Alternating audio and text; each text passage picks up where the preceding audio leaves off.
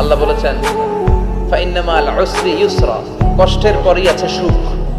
কষ্টের পরেই আছে সুখ। আমাদের জীবনে সুখ বেশি, কষ্ট কম।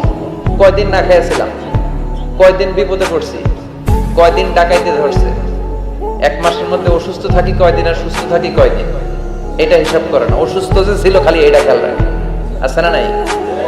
তার মানে ইন্না মাল উসরি ইউসরা, দুঃখের পরে আছে সুখ, মোটিভেশন। প্রাণটা আবার উদ্বেলিত হয়ে ওঠে, তাই তো আসলে তো দুঃখের পরে সুখ। এজন্য কষ্ট যখন পাবেন, অসুস্থ যখন হবেন, ওইখানেও আনন্দ করবেন, কারণ সামনে আরাম আসতেছে। সুবহানাল্লাহ পড়েন।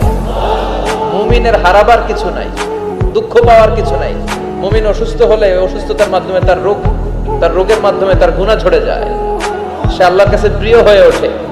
তা আমাদেরকে কেউ হারাইতে পারে? কথা বলেন, আমাদের কেউ ভয় দেখাইতে পারে? মোটিভেশনাল সূরা, সূরাতুল ইনশিরাহ আর সূরাতুদ দুহা,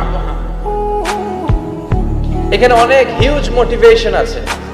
যারা হতাশ, যাদের জীবন ভাল লাগে না, মরে যেতে মনে চায়, গার্লফ্রেন্ড গালি দিছে, আছে না নাই? আবার বয়ফ্রেন্ড গার্লফ্রেন্ডের গালি দিছে, এ ওড়না পেঁচায়া ফ্যানের মধ্যে ঝুলে আত্মহত্যা করে।